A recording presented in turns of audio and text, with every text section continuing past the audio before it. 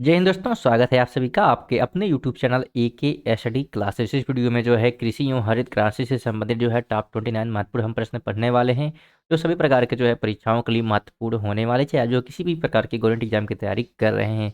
100% जो है यहाँ पे परीक्षा में पूछे गए प्रश्न ही क्या है लिए गए हैं, जो कि टॉप 29 प्रश्न लिए गए हैं। साथ में जो है ध्यान रखिएगा, आपको जो है प्रत्येक प्रश्न से जुड़े हुए महत्वपूर्ण जो है पॉइंट पे भी चर्चा की जाएगी। तो वीडियो जो है थोड़ी सी लेंदी होगी, लेकिन बहुत ज़्यादा इन्फॉर्मेटिव, इस बात को ध्यान रखना है, क्योंकि प्रत्येक प्रश्न जो है यहाँ पे एक्सप्लेन किए जाएंगे और प्रत्येक प्रश्न जितने भी महत्वपूर्ण क्वेश्चन बन सकते हैं किसी एक टॉपिक से, तो उन सब को जो है यहाँ पे कंप्लीट करने का जो है प्रयास किया जाएगा, बताने का प्रयास किया जाएगा। इसलिए आपसे निवेदन है कि वीडियो को जो है शुरू से अंत तक देखिएगा। हम लोग टॉपिक वाइज जो है भारत का भूगोल पढ़ रहे हैं। अगर आप बाकी की वीडियो नहीं देखे तो उसका लिंक डिस्क्रिप्शन में आपको मिल जाएगा, जहाँ बैठ करके आप उसे जो है पढ़ सकते हैं। साथ में हिस्ट्री भी पढ़ सकते हैं, ध्यान रखिएगा।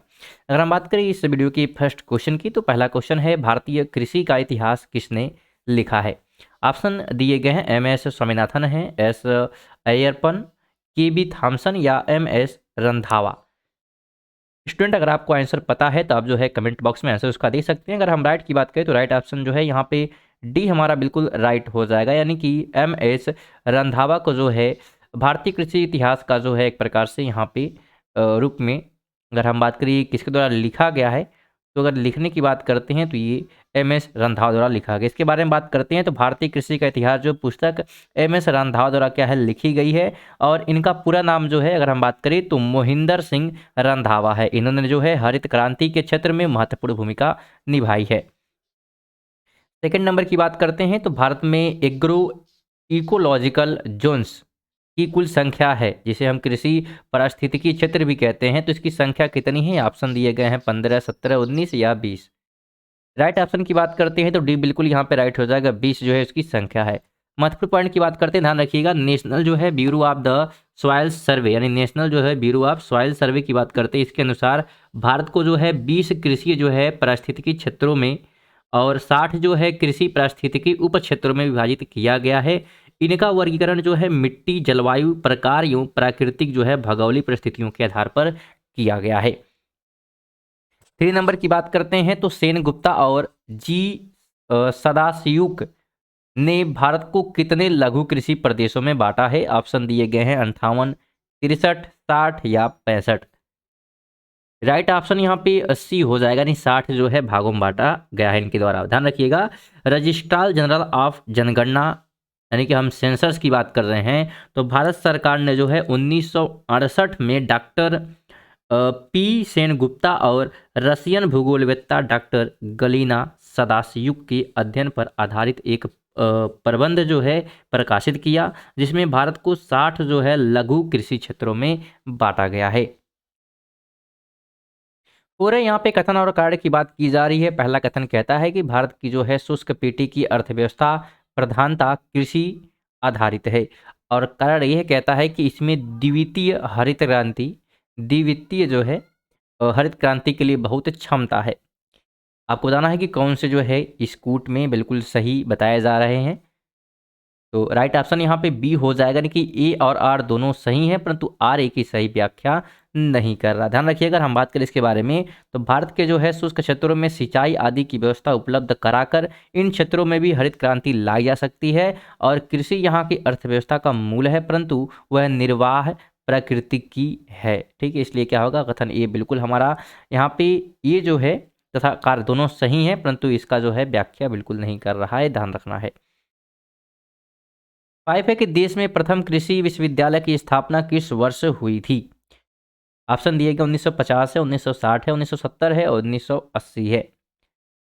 अगर हम राइट की बात करते हैं तो राइट ऑप्शन जो है यहाँ पे बी हो जाएगा, 1960 में किया गया था। ध्यान रखिएगा, देश में जो है प्रथम विश्वविद्यालय की स्थापना वर्ष 1960 में हुई थी, और भारत के प्रथम प्रधानमंत्री जवाहरलाल नेहरू द्वारा 17 नवंबर 1960 को उत्तर प्रदेश कृषि विश्वविद्यालय के रूप में इसका उद्घाटन पंतनगर, ठीक है, पंतनगर में और उत्तराखंड तत्कालीन उत्तर प्रदेश में बात करते हैं तो किया गया था। बाद में जो है इसका नाम गोविंद वल्लभ पंत कृषि एवं प्रौद्योगिकी विश्वविद्यालय कर दिया गया।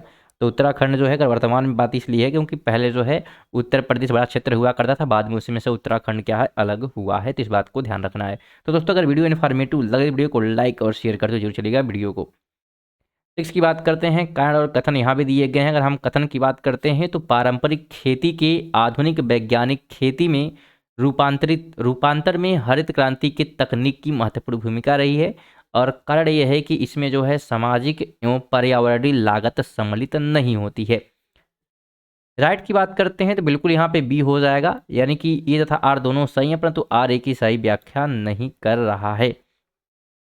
7 की बात करते हैं, भारतीय जो है कृषि में निम्न उत्पादकता का कारण क्या है। पहला है कि आवश्यकता से अधिक लोगों का कृषि कार्य में लगा रहना, जोत का छोटा आकार, उत्पादन की पिछड़ी तकनीकी या उपयोगिता सभी। हमसे पूछा है कि भारत में कृषि में निम्नलिखित उत्पादकता कारण यानी क्या क्या कारण हैं इसे बताने हैं, तो राइट ऑप्शन डी हो जाएगा, यानी कि ये सभी बिल्कुल कारण है, इस बात को ध्यान रखना है। आगे बात करें 8 नंबर है, निम्नलिखित में से कौन सा जो है भारतीय कृषि की निम्न उत्पादकता का कारण नहीं है। नहीं है की बात करा तो सी हो जाएगा, यानी कि सहकारी कृषि। ध्यान रखिएगा, जनसंख्या का दबाव जो है, प्रचंड बेरोजगारी और भू जोतों का छोटा आकार भारतीय कृषि निम्न उत्पादकता का कारण है।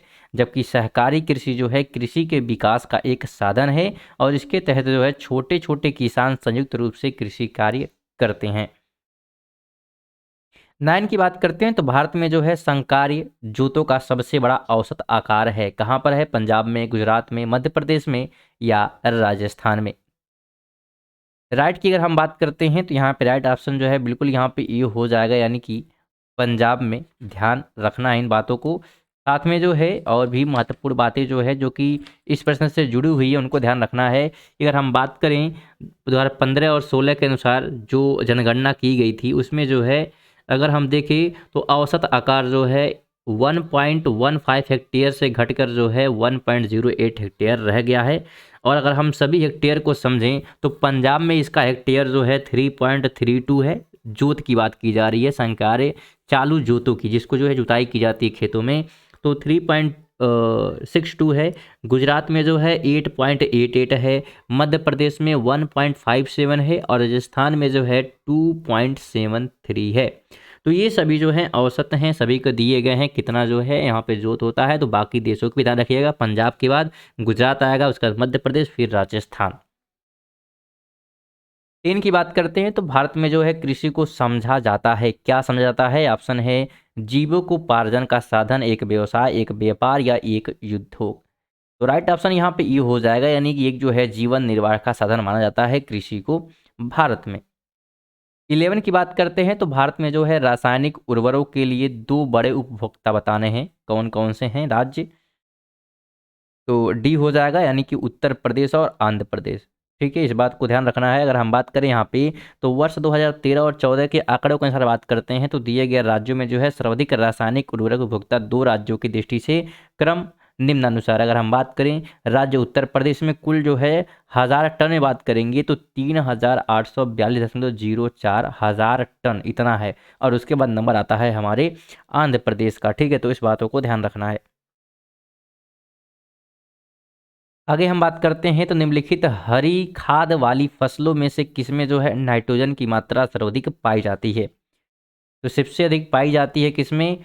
तो बोड़ा में, यानी कि लोबिया जिसे कहते हैं। ध्यान रखिएगा, हरी खाद वाली फसलों में जो है नाइट्रोजन की सर्वाधिक मात्रा बोड़ा लोबिया में 0.49% पाई जाती है। और हरी जो है खाद कृषि में उस सहायक फसलों को कहते हैं जिसकी खेती मुख्यतः भूमि में पोषक तत्वों को बढ़ाने तथा उसमें जैविक पदार्थों की पूर्ति करने के उद्देश्य से की जाती है। ढैंचा की बात करते हैं तो इसका भी उपयोग किया जाता है, इसमें 0.42% जो है पाया जाता है नाइट्रोजन। साथ में जो है सनई की बात करें हैं, सनई भी होता है 0.43%। और गवार की बात करते हैं तो 0.34% नाइट्रोजन की मात्रा जो है इनमें पाई जाती है। 13 है कि संतुलित उर्वरक प्रयोग किए जाते हैं, कहाँ पर किए जाते हैं? तो ये जो है किए जाते हैं सभी में, यानी कि उत्पादक बढ़ाने के लिए भी है, खाद्य की गुणवत्ता एक प्रकार से उन्नत करने के लिए भी, और भूमि की उत्पादकता बनाए रखने के लिए भी। 14 है कि दक्षिणी जो है भारत में उच्च कृषि उत्पादकता का क्षेत्र पाया जाता है, कहाँ पर पाया जाता है? केरल तट में है और तमिलनाडु तट है, तेलंगाना में या विदर्भ में। तो राइट ऑप्शन यहाँ पे बी हो जाएगा, यानी कि तमिलनाडु तट में। ध्यान रखिएगा। और हम बात करें यहाँ पे तो जो प्रश्नगत बात करेंगे तो तमिलनाडु में जो है सबसे अधिक यहाँ पे पाया जाता है, ध्यान रखिएगा। आगे हम बात करते हैं तो पुनर्भरण योग्य भौम जल संसाधन में सबसे संपन्न राज्य है कौन सा है? आंध्र प्रदेश है, मध्य प्रदेश, उत्तर प्रदेश या पश्चिम बंगाल। तो अगर हम राइट की बात करते हैं तो सी हो जाएगा, यानी कि उत्तर प्रदेश। अगर आंकड़ों के अनुसार हम बात करते हैं तो यहाँ पे कितना जो है जल संसाधन पाया जाता है, तो आंध्र प्रदेश में जो है 27.23 है, मध्य प्रदेश में 35.23 है, उत्तर प्रदेश में 71.45 और पश्चिम बंगाल में 23.61 है। यानी सबसे अधिक उत्तर प्रदेश में है, उसके बाद नंबर आता है मध्य प्रदेश का, फिर उसके बाद हमारा आंध्र प्रदेश और फिर पश्चिम बंगाल। 16 है कि निम्नलिखित राज्यों में से कौन जो है भारत में ठेकेदारी कृषि को लागू करने में अग्रणी है? ऑप्शन है हरियाणा, पंजाब, तमिलनाडु या उत्तर प्रदेश। तो राइट ऑप्शन की बात करेंगे तो बी हो जाएगा, यानी कि पंजाब में जो है ठेकेदारी कृषि को लागू करने में पंजाब जो है सबसे अग्रणी है। दोस्तों सभी प्रश्न जो है ऐसे लिए गए जो पेपर में पूछे जाते हैं। आप लोग जो है जो प्रश्न आप जानते हैं वही प्रश्न बहुत सारे जो है आपको मिल जाते हैं पढ़ने के लिए। आप लोग सोचते हैं कि वो जो है अच्छा है, ऐसा नहीं है कि जो प्रश्न आप पूछे जाते हैं पेपर में आप उसी को पढ़िए जो आपके पेपर की दृष्टि से महत्वपूर्ण होती है, ठीक है। तो ये सभी प्रश्न जो है पूछे गए हैं। अगर हम इसी की बात करते हैं तो ये जो है पूछा गया है 2015 के मेंस यूपीपीसीएस मेंस में पूछा गया है। तो ये जो है बहुत ही महत्वपूर्ण है। पूरा वीडियो कंप्लीट जरूर देखें जिससे आपको कंप्लीट नॉलेज जो है यहाँ से मिलेगा। साथ में अगर वीडियो इन्फॉर्मेटिव लगे तो वीडियो को लाइक जरूर करें और साथ में इसी प्रकार वीडियो पाने के लिए चैनल को सब्सक्राइब भी कर सकते हैं, जिससे कि क्या हो आपको नोटिफिकेशन मिलती रहे। साथ में यहाँ पे जी करंट अफेयर की वीडियो भी अपलोड की जाती है, आप उसे भी पढ़ सकते हैं, डिस्क्रिप्शन में उसका लिंक मिल जाएगा, जो कि सुबह 7 बजे क्या है अपलोड किया जाता है करंट अफेयर की वीडियो। चलिए आगे बात करते हैं। अगर हम बात करें 17 की तो हरित खेती में सन्निहित है, तो क्या सन्निहित है?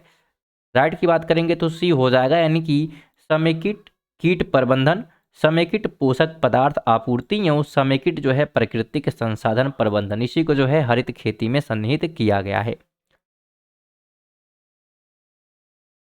इसके बारे में थोड़ा सा और बातें कर लेते हैं, ठीक है। हरित क्रांति के बारे में ना रखिएगा। हरित खेती में जो है अगर इन सभी चीज़ों को सम्मिलित किया, साथ में जो है हरित खेती जो है वास्तव में संरक्षण कृषि है। कैसा है? तो संरक्षण कृषि है। हाल के दिनों में शब्द हरित खेती विशेष रूप से चीन द्वारा उपयोग में लाया गया और भारत में जो है हरित खेती के विषय में उपयुक्त धारणा का प्रतिपादक जो है डॉक्टर स्वामीनाथन द्वारा किया गया है। तो इन बातों को ध्यान रखना है। आगे बात करिए तो एक मार्क है। क्या है एक मार्क? तो एक प्रकार से ये जो है गुणवत्ता जो है गारंटी की मुहर है। ध्यान रखिए, इसके बारे में बात करते हैं। तो एक मार्क जो है केंद्र सरकार द्वारा प्रायोजित योजना है जो कृषि उपज अधिनियम 1937 के अंतर्गत कृषि और संबंध उत्पादकों की ग्रेडिंग और मानकीकरण को प्रोत्साहित करती है। 19 है कि हरित क्रांति नई कृषि व्यूह रचना का परिणाम थी जो कि 20वीं शताब्दी में प्रारंभ की गई थी, ठीक है। तो इस समय जो है यहाँ पे बात की जा रही है कि दशक में स्टार्ट की गई है। तो अगर हम दशक की यहाँ पे बात करते हैं तो बी ऑप्शन हो जाएगा, यानी कि 7वें दशक के दौरान, ठीक है। ध्यान रखिएगा, हरित क्रांति जो है 20वीं सदी के 7वें दशक के दौरान जो है 1966 से 67 से प्रारंभ हुई और इसका प्रथम चरण था जो कि वर्ष 1981 तक चला था। और प्रथम चरण में जो है इसे हरियाणा में, पंजाब में और पश्चिम बंगाल, उत्तर प्रदेश में लागू किया गया। 20 की बात करते हैं तो सदाबहार क्रांति भारत में कृषि उत्पादन बढ़ाने के लिए प्रयोग में लाई गई। किसके द्वारा लाई गई थी? तो ऑप्शन में यहाँ पे बी हो जाएगा, यानी कि MS स्वामीनाथन के द्वारा। बात करें इसके बारे में तो डॉक्टर स्वामीनाथन ने जो है द्वितीय हरित क्रांति अथवा सदाबहार क्रांति के अंतर्गत निम्नलिखित कदम उठाए जाने की बात की है। पहला क्या है? तो मृदा स्वास्थ्य उन्नयन के लिए जो है रासायनिक खाद के साथ साथ जैविक व कंपोस्ट खाद का उपयोग करना। दूसरा है रेन वाटर हार्वेस्टिंग तथा भूमि सुधार कृषि को भी उद्योग की भांति सुविधाएं प्रदान की जानी चाहिए। और तीसरा है इसके लिए कृषि आर्थिक क्षेत्र तथा संविदा कृषि पर बल देना आवश्यक है। 21 की बात करते हैं तो विश्व में हरित क्रांति के जनक हैं कौन है? ऑप्शन दिए गए हैं सामने आपके। तो राइट ऑप्शन यहाँ पे यू हो जाएगा, यानी कि नॉर्मन ई बोरलाग जो है विश्व में हरित क्रांति के जनक के रूप में जाने जाते हैं। ठीक, ध्यान रखिएगा। अगर इनका जन्म की बात करते हैं तो इनका जन्म जो है 25 मार्च 1914 को संयुक्त राज्य अमेरिका के आइओवा प्रांत में हुआ था और मेक्सिको उनका जो है कर्म क्षेत्र है। इन्हें जो है वर्ष 1970 में नोबेल शांति पुरस्कार प्रदान किया गया और बोरलॉग को वर्ष 2006 में भारत का पद्म विभूषण सम्मान भी प्रदान किया गया है। 22 की बात करते हैं तो हरित क्रांति संबंधित है, किससे संबंधित है? तो राइट की बात करते हैं तो सी हो जाएगा, यानी कि गेहूं के उत्पादन से। हरित क्रांति किससे संबंधित है? तो ये जो है एक प्रकार से गेहूं के उत्पादन। ध्यान रखिएगा, भारत में जो है हरित क्रांति की शुरुआत 1966 से 67 से हुई थी और विकसित उन्नत किस्म के गेहूं के बीजों द्वारा गेहूं की उत्पादकता को 2 से 2.5 गुना बढ़ाए जाने में सफलता मिली, जो कि हरित क्रांति का आधार बनी। 23 की बात करते हैं, निम्नलिखित फसलों में से किसे जो है हरित क्रांति का सर्वाधिक लाभ उत्पादन एवं उत्पादकता दोनों में हुआ है? तो डी हो जाएगा यहाँ पे, यानी गेहूं में। ध्यान रखिएगा, भारत में जो है हरित क्रांति का उत्पादन एवं उत्पादकता दोनों में जो है सर्वाधिक लाभ गेहूं की फसल को प्राप्त हुआ है। 24 है कि हरित क्रांति के फलस्वरूप गेहूं का प्रति एकड़ उत्पादन का रिकॉर्ड अंक है, क्या था? अगर हम प्रति एकड़ की बात करते हैं तो राइट ऑप्शन यहाँ पे बी हो जाएगा, यानी कि 2000 किलोग्राम। ध्यान रखिएगा, हरित क्रांति के फलस्वरूप गेहूं का जो है प्रति एकड़ 2000 किलोग्राम का रिकॉर्ड जो है उत्पादन हो सका, और ये पहले से जो है 3 गुना अधिक था। कितना? 3 गुना अधिक था। और वर्ष 2021-22 यानी चतुर्थ अग्रिम अनुमान तक हरित क्रांति के फलस्वरूप गेहूं का पैदावार प्रति हेक्टेयर जो है 3507 किलोग्राम प्रति हेक्टेयर तक पहुंच गई है। इन बातों को भी ध्यान रखिएगा। 25 है मैच द कॉलम। यहाँ पे ऐसे प्रश्न आपको स्किप नहीं करना, ये बहुत ही इंपॉर्टेंट है, क्योंकि आपको एक साथ जो है यहाँ पे 4 क्वेश्चन तैयार हो रहे हैं एक ही प्रश्न से। यहाँ पे जो है हम देखेंगे कि कौन से जो है क्रांति से, मतलब यहाँ पे कौन से जो है अनाज जो है संबंधित है या किसके उत्पादन से संबंधित है।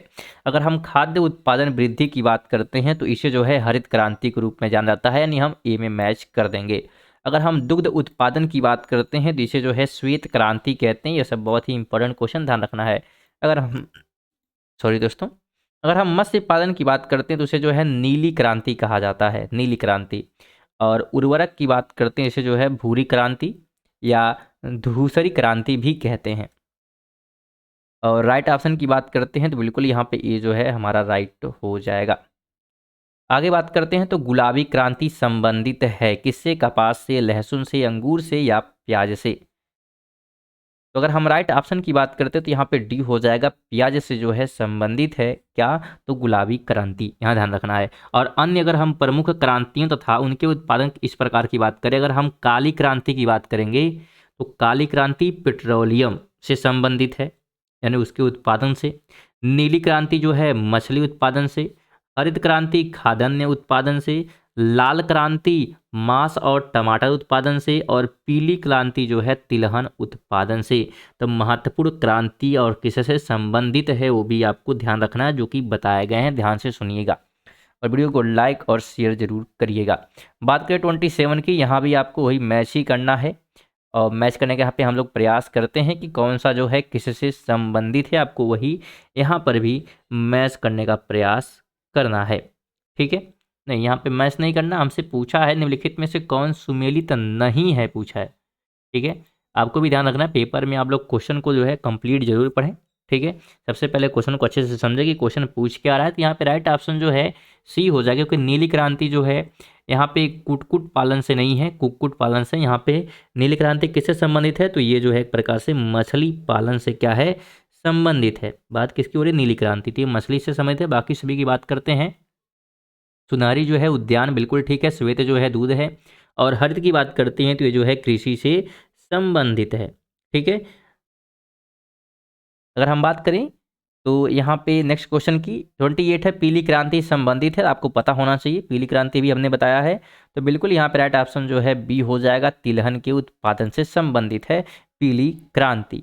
इसी के साथ अगर हम बात करें काली जो है क्रांति पेट्रोलियम से, फिर से सुन लीजिए। नीली क्रांति जो है मछली उत्पादन से। हरित क्रांति जो है खाद्यान्न उत्पादन से। लाल क्रांति मांस और टमाटर उत्पादन से। और श्वेत क्रांति जो है दूध उत्पादन से संबंधित है। 29 है कि जीरो टिल बीज एवं उर्वरक ड्रिल विकसित किया गया था, किसके द्वारा विकसित किया गया? तो ये जो है किया गया जी.बी. पंत कृषि एवं प्रौद्योगिकी विश्वविद्यालय पंतनगर में विकसित किया गया था। ध्यान रखिएगा, टीलेज पद्धति के अनुसार जो है बिना जुताई किए गए वर्षों तक खेती की जा सकती है। और भारत में जो है सर्वप्रथम जीवी पंत कृषि एवं प्रौद्योगिकी विश्वविद्यालय पंतनगर जो कि उत्तराखंड में है, जीरो टिल बीज एवं उर्वरक ड्रिल का विकास किया था, जो कि बिना जुताई के क्या है हम विकसित कर सकते हैं। तो स्टूडेंट ये थे हमारे जो है महत्वपूर्ण जो है कृषि और हरित क्रांति से जुड़े इंपॉर्टेंट क्वेश्चन। अगर वीडियो अच्छी लगे वीडियो को लाइक जरूर करें, और साथ में जो है इसी प्रकार के वीडियो पाना चाहते हैं चैनल को सब्सक्राइब करके बेल आइकन जरूर ऑन कर लीजिएगा। नेक्स्ट जो है इस भारत के भूगोल में हम लोग पढ़ेंगे भारत की प्रमुख फसलों के बारे में। तो आप लोग जो है चैनल को सब्सक्राइब करें, इससे कि आपको नोटिफिकेशन मिल जाए जब वीडियो अपलोड हम करें। तो चलिए मिलते हैं नेक्स्ट वीडियो में, तब तक के लिए जय हिंद जय भारत।